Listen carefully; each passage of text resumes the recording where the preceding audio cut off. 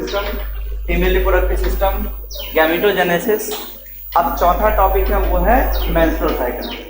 ये टॉपिक हो जाएगा, समझो कि ऑलमोस्ट 80 to 90% चैप्टर हो गया, क्योंकि इसके बाद जो चैप्टर टॉपिक आएगा वो बहुत छोटा छोटा टॉपिक है, तुरंत खत्म हो जाएगा। देखो मेंस्ट्रुअल साइकिल, और यहाँ से यदि क्वेश्चन पूछेगा तो जाहिर सी बात है कि सीधा 5 मार्क्स का क्वेश्चन पूछता है, इस चीज का याद रखना। देखो मेंस्ट्रुअल साइकिल से फर्स्ट चैप्टर जो होगा, फर्स्ट चैप्टर में पढ़े हुए होंगे मेंस्ट्रुअल साइकिल और ईस्ट्रस साइकिल के बारे में, ठीक है। जहाँ पे पढ़े हुए होंगे कि जो साइक्लिकल चेंजेस होता है, जैसे साइक्लिकल फीमेल के अंदर जो साइक्लिकल चेंजेस होता है वो दो होगा, एक होता है मेंस्ट्रुअल साइकिल और एक होता है ईस्ट्रस साइकिल। क्यों? क्योंकि गॉड ने इस तरीके से उसको डिजाइन किया है कि उसी मेंस्ट्रुअल या फिर ईस्ट्रस साइकिल के दौरान ही ओवम प्रोड्यूस होगा, चाहे वो प्राइमेट हो या फिर वो नॉन प्राइमेट हो। तो फर्स्ट चैप्टर में पढ़े हुए होंगे, क्योंकि ईस्ट्रस साइकिल के बारे में ज्यादा पढ़ना नहीं है। जो उसके बाद यूजी में पीजी में जब कोई लेता है, बॉटनी लेता है, जूलॉजी लेता है, तो वहां पे उसको ईस्ट्रस साइकिल पढ़ना होता है। बट यहाँ पे आपके सिलेबस में ऐसा कुछ भी नहीं है। यहाँ पे सिर्फ ये याद रखना है कि जो ईस्ट्रस साइकिल है वो नॉन प्राइमेट में होता है और जो मेंस्ट्रुअल साइकिल है वो प्राइमेट में होता है। प्राइमेट मतलब कि हो गए ह्यूमन हो गए, एप हो गए, मंकी हो गए, ये सब प्राइमेट के अंदर आते हैं, यानी कि हम लोग, और फिर लंगूर हो गया, बंदर हो गया, ये सब प्राइमेट के अंदर, और बाकी जो ऑर्गेनिज्म होते हैं वो नॉन प्राइमेट्स के अंदर आते हैं। तो नॉन प्राइमेट में होता है ईस्ट्रस साइकिल और प्राइमेट में होता है मेंस्ट्रुअल साइकिल, ठीक है। तो यहाँ पे पढ़ रहे हैं ह्यूमन रिप्रोडक्शन, तो जाहिर सी बात है कि यहाँ पे पढ़ेंगे मेंस्ट्रुअल साइकिल के बारे में, क्योंकि जब तक मेंस्ट्रुअल साइकिल नहीं होगा तब तक ओवम नहीं बनेगा, ओवम रिलीज नहीं होगा, और जब तक ओवम रिलीज नहीं होगा तो जनरेशन नहीं बढ़ेगा, यानी कि रिप्रोडक्शन का प्रोसेस कंप्लीट नहीं होगा। Clear? So it occurs in female primate, ठीक है। ये किसमें होता है? फीमेल प्राइमेट में। प्राइमेट में और फीमेल क्यों? क्योंकि मेंस्ट्रुअल साइकिल जाहिर सी बात है कि फीमेल में ही होगा, मेल में तो होगा नहीं। अब वो अलग बात है कि आजकल का जो फैशन आ गया, आजकल का जो टेक्निक आ गया है, उसमें सुने होंगे केरल का एक लड़का था और एक लड़की थी। लड़की को मन था पापा बनने का और लड़का को मन था मम्मी बनने का। तो उन्होंने अपना ऑर्गन एक्सचेंज करवाया और वहां पे जो लड़का था वो बना मम्मी और जो लड़की थी वो बनी पापा, यानी कि बच्चे को जन्म दिया लड़के ने। तो जाहिर सी बात है कि ये फीमेल में होगा मेंस्ट्रुअल साइकिल, पहली बात। दूसरी बात कि जो मेंस्ट्रुअल साइकिल होता है, बहुतों में एक कंफ्यूजन होता है, शायद मैंने फर्स्ट क्लास में मैंने बताया हो, मैंने स्टार्टिंग वाले डे में भी मैंने शायद बतलाया हुआ हो कि जो मेंस्ट्रुअल साइकिल होता है वो सभी में अलग अलग होता है, ठीक है। पहली बात कि जो एक मिसकंसेप्शन होता है वो ये कि लोग ये समझते हैं कि मेंस्ट्रुअल साइकिल और पीरियड्स दोनों एक ही चीज है, ठीक है। बट पीरियड्स सिर्फ 3 से 4 दिन होने वाला, 5 दिन होने वाला प्रोसेस है, बट मेंस्ट्रुअल साइकिल हर लड़की को पूरे महीने होने वाला वो प्रोसेस होता है, जिसको बोलते हैं मेंस्ट्रुअल साइकिल। अभी यहाँ पूरा क्लियर हो जाएगा, ठीक है। मेंस्ट्रुअल साइकिल का जो डे होता है वो भी निकालना सिखा देंगे।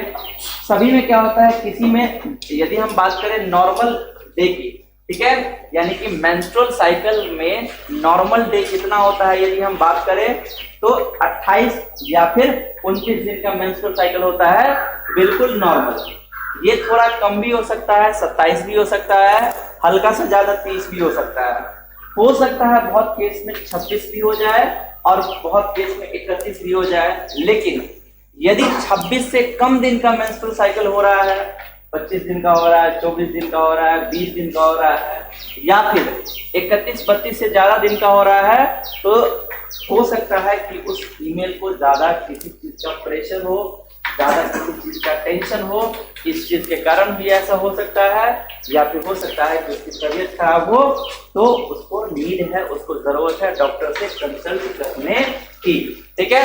तो जनरल यदि नॉर्मल मेंस्ट्रुअल साइकिल के डे की बात करेंगे तो 28 या फिर 29 दिन का होता है। अब देखो मेंस्ट्रुअल साइकिल जब स्टार्ट होता है तो याद रखना ये स्टार्ट होता है एट प्यूबर्टी, ठीक है, यानी कि जब कोई लड़की जो है वो 11, 12, 13 साल की एज में आती है, उसके बाद से उसमें मेंस्ट्रुअल साइकिल स्टार्ट होता है, तो उस फेज को बोलते हैं मेनार्क। और जब 45 से 50 साल अप्रॉक्स होने लगता है उस टाइम फीमेल में मेंस्ट्रुअल साइकिल स्टॉप हो जाता है, जिसको बोलते हैं मेनोपॉज। याद रखने का तरीका, क्योंकि इसमें बहुत स्टूडेंट मेनार्क इसको उल्टा और इसको उल्टा मार देते हैं, ठीक है।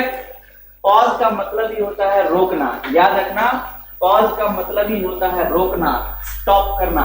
जैसे मान लो यहाँ पे वीडियो चल रहा है, हमको यदि मान लो रोकना हो, यदि मान लो कोई लिख रहा है, हमको यदि वीडियो को रोकना हो तो हम क्या करेंगे, पॉज करेंगे।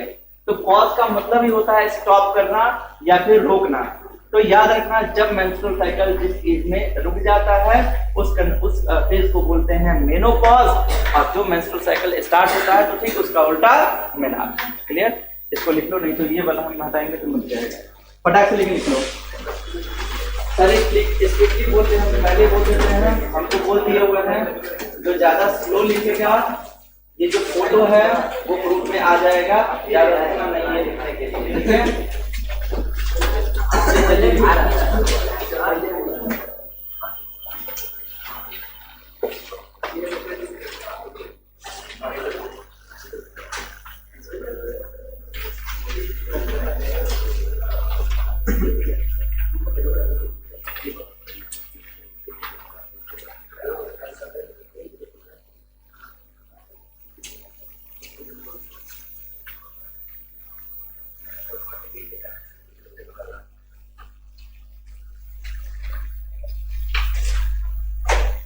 लिखने को बोले, इसका भी फोटो वगैरह करना है, एग्जाम में एक फोटो चिपका देना, जहाँ पे फोटो लेने वाला ठीक है ले लो, थोड़ा सा 2 लाइन नीचे आने किसी का फोटो लेना स्टार्ट हो गया।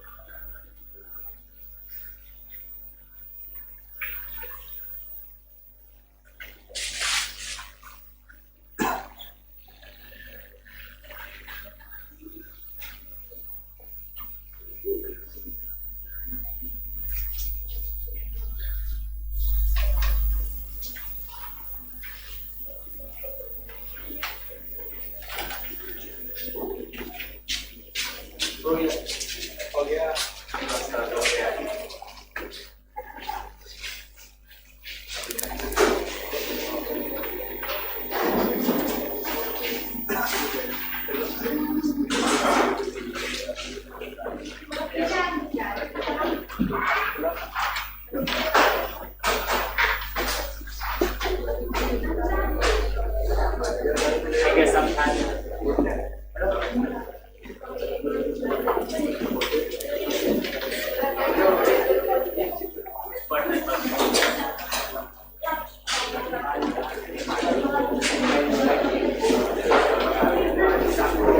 देखो इसको समझो, शांत हो जाओ, इसको समझो। देखो यहाँ पे यहाँ इसको समझ लो कि 5 नंबर यहीं से मिल जाएगा, याद रखो। इसको समझ लो कि ऑटोमेटिकली भी लिख सकते हो। देखो मेंस्ट्रुअल साइकिल के यहाँ पे वहाँ पे बस नॉर्मल बात बताया कि 28 दिन का होता है। जब स्टार्ट होता है उसको मेनार्क बोलते हैं और जब स्टॉप होता है तब उसको मेनोपॉज बोलते हैं, ठीक है। उसमें टोटल 4 फेज होते हैं मेंस्ट्रुअल साइकिल में, ठीक है। एक होता है सबसे पहला जिसको बोलते हैं प्रोलिफेरेटिव फेज, ठीक है, सॉरी मेंस्ट्रुएशन फेज। दूसरा होता है प्रोलिफेरेटिव फेज, तीसरा होता है ओवुलेटरी फेज और चौथा होता है सेक्रेटरी फेज। देखो यहाँ पे क्या हुआ है, यहाँ पे 1 2 3 4 5 6 7 8 9 11 13 15 17 19 21 23 25 27 या फिर 29। तो यहाँ पे इसने 1 से लेकर के 29 तक का यहाँ पे डे लिख दिया। ये यहाँ पे दिन लिखा है 1 से लेकर 29 तक का, क्योंकि मैंने बतलाया ये 28 या 29 दिन का होता है, तो यहाँ पे अप्रोक्स इसने 29 दिन लिखा है। क्योंकि यदि ज्यादा होगा तो भी खराबी, कम होगा तो भी खराबी, ठीक है। तो यहाँ पे इसने क्या किया, इधर डे लिख दिया। उसके बाद जो पहला से लेकर के चौथा या फिर 5वां डे होता है, इधर ध्यान दो, जो पहला से लेकर के जो चौथा या फिर 5वां डे होता है उस फेज को बोलते हैं ब्लीडिंग फेज या फिर मेंस्ट्रुअल फेज या फिर उसको बोलते हैं मेंस्ट्रुएशन। सबसे पहले यदि फेज की बात करेंगे तो सबसे पहला फेज होता है ब्लीडिंग फेज या फिर मेंस्ट्रुअल फेज या फिर मेंस्ट्रुएशन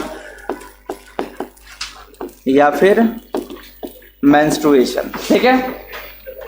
पहला फेज है ब्लीडिंग फेज, मेंस्ट्रुअल फेज या फिर उसी को बोलते हैं मेंस्ट्रुएशन। देखो ब्लीडिंग, ब्लड आता है कब, पीरियड्स के दौरान। तो जो पहला से लेकर के चौथा या फिर पहला से लेकर के बहुत में किसी में 3 दिन तक होता है, किसी में 4 दिन तक होता है, किसी में 5 दिन तक पीरियड्स होता है। तो फर्स्ट टू 5 डेज जो होता है उसको बोलते हैं ब्लीडिंग फेज या फिर मेंस्ट्रुअल फेज या फिर मेंस्ट्रुएशन। तो यहाँ पे ये जो दिख रहा है मेंसेस, ये जो पीरियड्स निकल रहे हैं इसी को बोलते हैं मेंसेस। तो यहाँ पे फर्स्ट टू 5 डेज क्या होगा, मेंस्ट्रुएशन होगा, ब्लीडिंग होगी, जिसको हम नॉर्मल लैंग्वेज में पीरियड्स बोलते हैं। अब उसके बाद क्या होगा कि जो छठा से लेकर के 13वां दिन होगा, छठा से लेकर के 13वां दिन जो होगा, इस छठे से लेकर के 13वें दिन के बीच में फॉलिकल डेवलप होगा। गैमेटोजेनेसिस में जो पढ़ा है, फॉलिकल जो बन रहा था ओवम वाला, तो वो वहां पे क्या होगा, डेवलप होगा इस छठे से लेकर के 13वें दिन में। इसीलिए इसका नाम भी दे दिया, देखो फॉलिकल डेवलप हो रहा है तो नाम से स्पष्ट है फॉलिक्यूलर फेज, और इसी का दूसरा नाम है प्रोलिफेरेटिव फेज, ठीक है।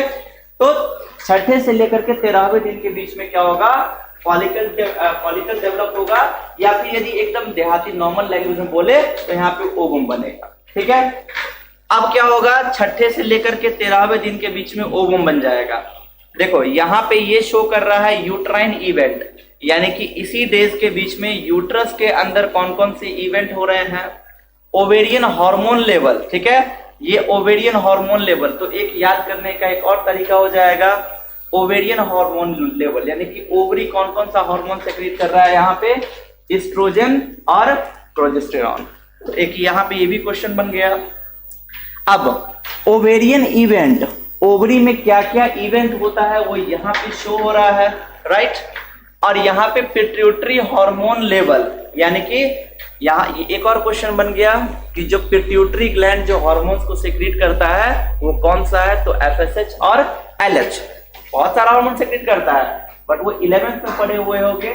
यहाँ पे हम बात कर रहे हैं रिप्रोडक्शन, ह्यूमन रिप्रोडक्शन से रिलेटेड, तो यहाँ पे उन्हीं हार्मोन्स की बात करेंगे जो ह्यूमन रिप्रोडक्शन से रिलेटेड होगी। तो यहाँ पे जो फर्स्ट टू 5th डेज था, तो पहला से लेकर के 5वां डे में देखो यूट्रस के अंदर इवेंट होता है, आगे इसी में पढ़ाएंगे। जो पहला जो फेज है ये मेंस्ट्रुअल फेज या फिर ब्लीडिंग फेज या फिर मेंस्ट्रुएशन फेज। इस फेज में क्या होता है, प्रोजेस्टेरॉन सेक्रेशन एकदम बंद हो जाता है, ठीक है। जैसे नॉर्मल लैंग्वेज में याद करने का तरीका बताऊं ना, जैसे मान लो किसी का होठ बिल्कुल सूख गया, फटने लगता है, हाथ बिल्कुल सूख गया, वो भी ऐसा लगता है कि फट रहा है। सेम यहाँ पे भी क्या होता है, प्रोजेस्टेरॉन हार्मोन का सेक्रेशन यहाँ पे स्टॉप हो जाता है। तो जब प्रोजेस्टेरॉन हार्मोन का सेक्रेशन यहाँ पे स्टॉप हो जाता है, जिसके कारण यूट्रस का जो एंडोमेट्रियम वॉल है उसमें खिंचाव होता है, ठीक है।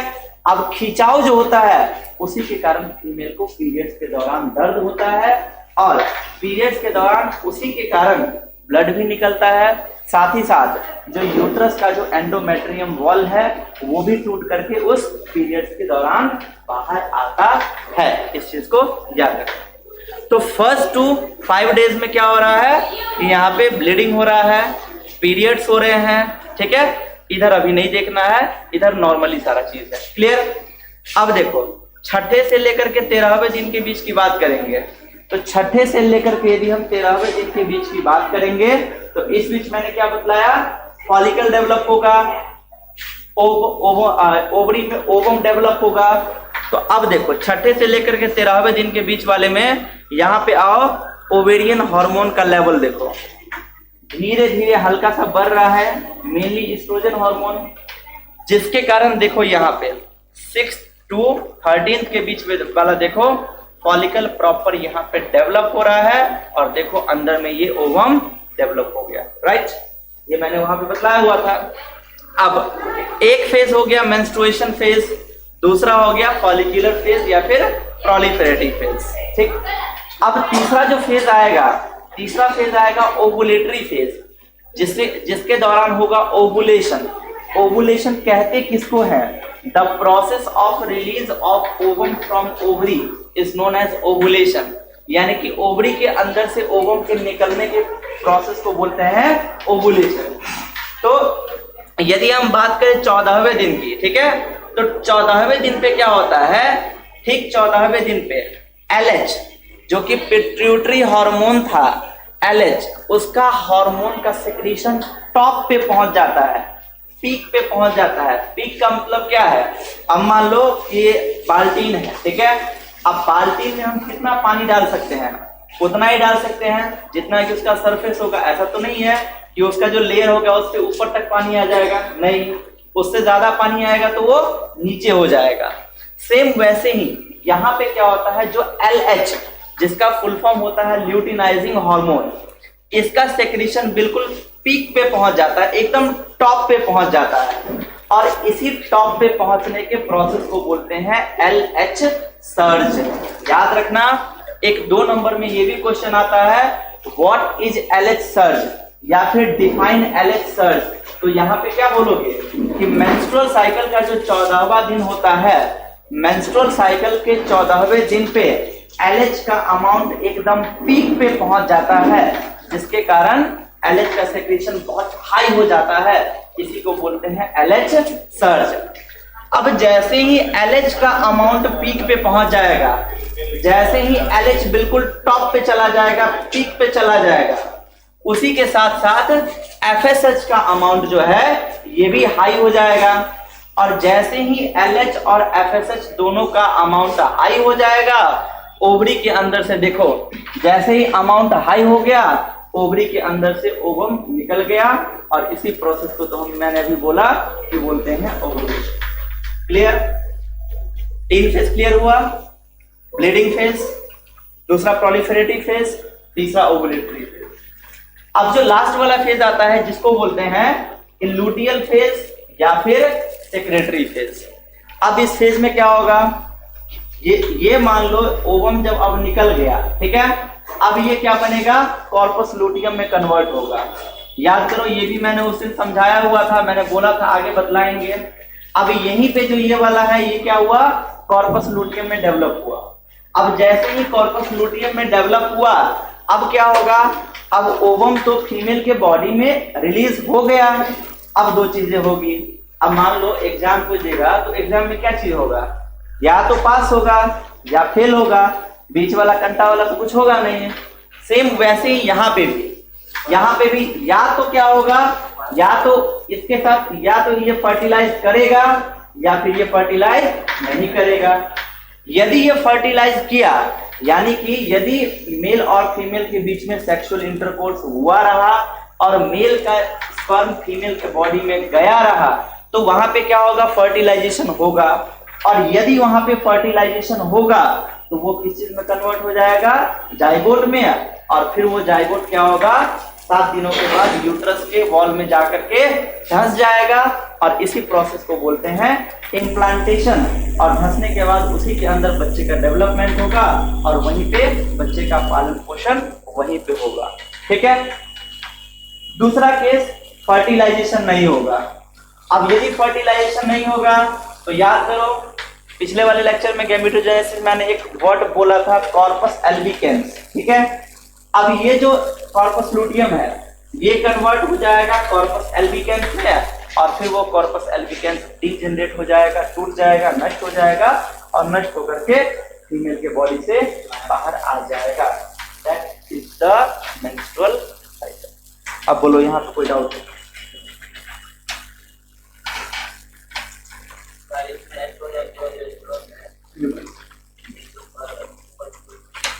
क्या प्रोजेस्टेरोन में धीरे धीरे बढ़ रहा है, घट रहा है, ये होता रहता है, बढ़ता घटता रहता है। तो यहाँ पे जो है ओवुलेशन के टाइम में एस्ट्रोजन का लेवल हाई रहता है बट प्रोजेस्टेरोन का लेवल हाई नहीं रहता है। क्यों हाई नहीं रहता है? क्योंकि अभी अभी तो मैंने बतलाया कि प्रोजेस्टेरोन सेक्रेशन लो था। देखो यहाँ पे प्रोजेस्टेरोन सेक्रेशन लो था, तभी तो खिंचाव हुआ एंडोमेट्रियम वॉल में, खिंचाव हुआ तभी तो फीमेल को पीरियड्स के दौरान दर्द होता है और तभी तो पीरियड्स के दौरान एंडोमेट्रियम वॉल भी टूटता है। इसलिए उसका लेवल लो था, आगे चलकर फिर से वो हाई होगा। ठीक है। बट यहाँ पे एस्ट्रोजन का लेवल धीरे हाई होता है बट ओवुलेशन में मेन एस्ट्रोजन नहीं देखना है, मेन देखना है एलएच। एफएसएच भी नहीं, सबसे इंपॉर्टेंट है एलएच। ठीक है। एफएसएच वहां पे यदि नहीं लिखोगे तो चल सकता है, तब वो नंबर दे देगा, नहीं काटेगा। लेकिन एलएच यदि नहीं लिखोगे मेंस्ट्रुअल साइकिल में तो वो नंबर जरूर काटेगा, क्योंकि मेन यही है। क्योंकि एलएच सर्च एक टॉपिक आएगा तो जब मतलब कि जो मेंस्ट्रुअल साइकिल के बारे में भी 5 नंबर में पूछा और वो एलएच सर्च नहीं लिखेगा मतलब कुछ ना कुछ अधूरा है, इसीलिए मेन यहाँ पे एलएच। और बोलो लूटियल फेज, ओवुलेशन हो गया, ओवम बन गया। अब जब ओवम निकल गया फीमेल के बॉडी में, अब 2 चीजें होगी, या तो फर्टिलाइजेशन होगा या फिर फर्टिलाइजेशन नहीं होगा। यदि फर्टिलाइजेशन होगा तो ये कॉर्पस लूटियम मेंटेन रहेगा, ऐसा ही रहेगा और उसके बाद ये जाइगोट में कन्वर्ट हो जाएगा और फिर जाइगोट क्या होगा, फर्टिलाइजेशन के 7 दिन के बाद यूट्रस के वॉल में जाकर के फंस जाएगा, जिसको बोलते हैं इम्प्लांटेशन। बट यदि फर्टिलाइजेशन नहीं हुआ तो ये कॉर्पस लूटियम कन्वर्ट हो जाएगा कॉर्पस एल्बिकेंस में और फिर कॉर्पस एल्बिकेंस डीजेनरेट हो जाएगा, टूट जाएगा, फिर फीमेल के शरीर से बाहर आ जाएगा। क्लियर? एकदम बिल्कुल सिंपल लैंग्वेज समझा दिया। अब यदि हम किसी से पूछे कोई चीज और नहीं बता पाओ तो शब्द का बात है, बहुत सिंपल लैंग्वेज में समझा दिया। पूछे किसी से? चलो ठीक है, एक एक खड़ा नहीं करवाएंगे तो क्वेश्चन लगता है। चलो हमको ये बताओ कि जो मेंस्ट्रुअल साइकिल है, मेंस्ट्रुअल साइकिल में एलएच सर्ज होता है, उसमें कौन सा हार्मोन अपना रोल प्ले करता है? हाथ ट्राई करें, किसको बताना है? और दो पता है ना? नहीं पता? पता है? हाँ। क्या क्या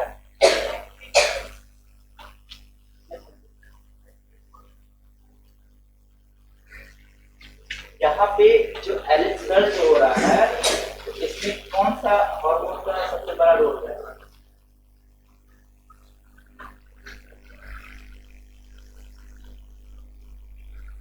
बोलो। क्या?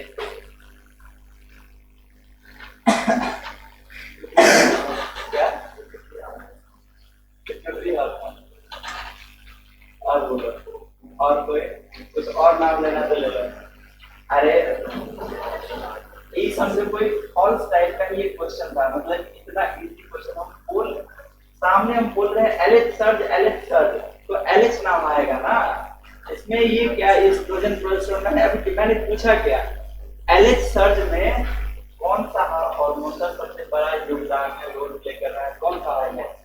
एलएच होगा, नाम ही हम बोल रहे हैं, बोल दी हम एलएच सर, अब सब पर भी नहीं हो ही गया। अब तो बिहार टॉपर मिल गया। देखो उधर लिख लिए हो ना, हाँ लिख लियो, लिखो इसको। देखो ये सेम कहानी है। मेंस्ट्रुअल साइकिल में चार स्टेज होते हैं, ब्लीडिंग फेज, और इसको और कर देना,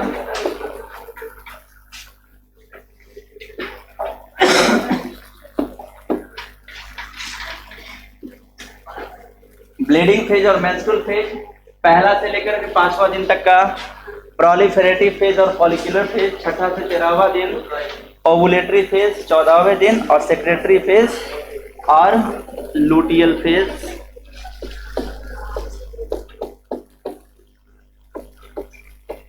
15 से 28 या फिर 29 बराबर नोट करो।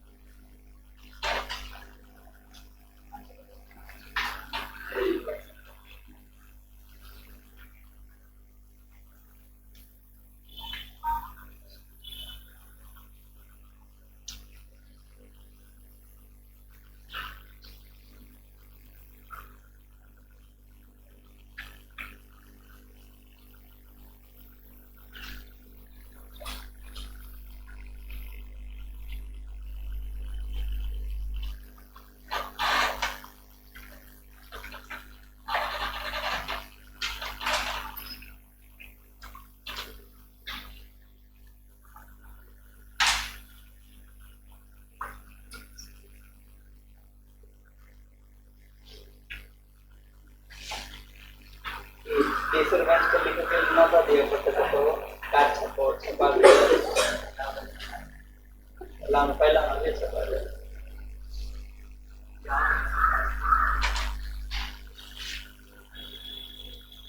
हेलो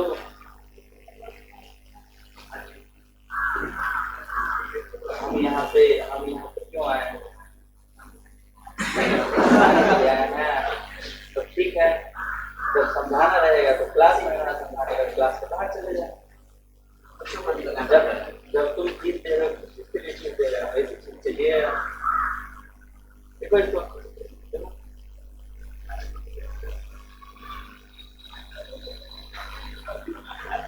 सामने में लिखा हुआ है, यहाँ पे गलती हो जाएगा, देख के लिखने में तुमको गलती हो जाएगा, तो एग्जाम में कैसे लिखोगे?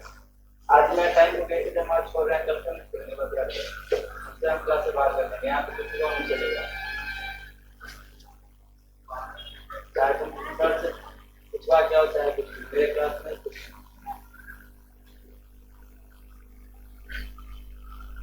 आई संडे को हम लोग खेल सकते हैं, कॉम्पिटिशन करेंगे।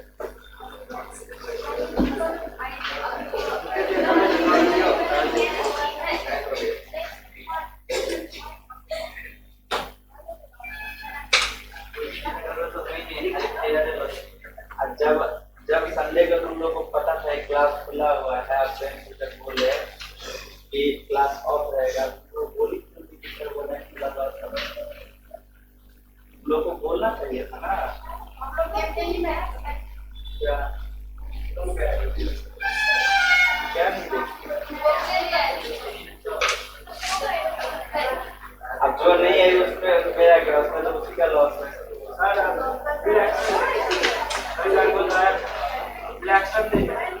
रही बात को इलेक्शन देना है, इलेक्शन देना है, इलेक्शन है क्या बात हम कर रहे हैं, हमको भी इलेक्शन देना है।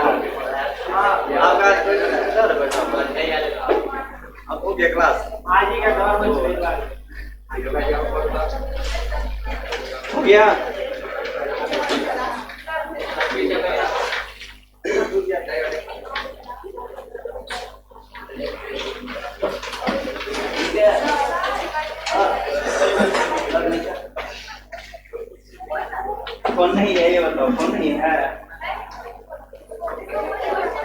हाँ बोलो।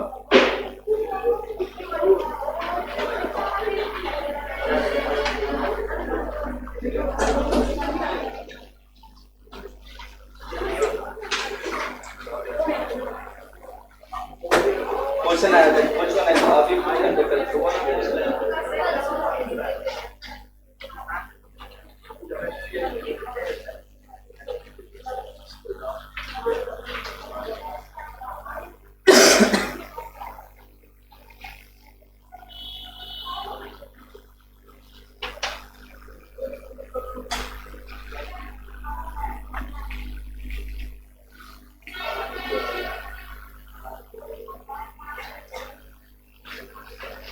तुम लोग तो लड़का लोग तो भरा भरा आपका बरोबर आपको यूज करता है। आपका पैसा में से दे क्लास में किया था ये सर फुल हो जा रहा है। अरे कल सर फोन करके आज चेक कहो ले वो 2000 तक चलो ये वाला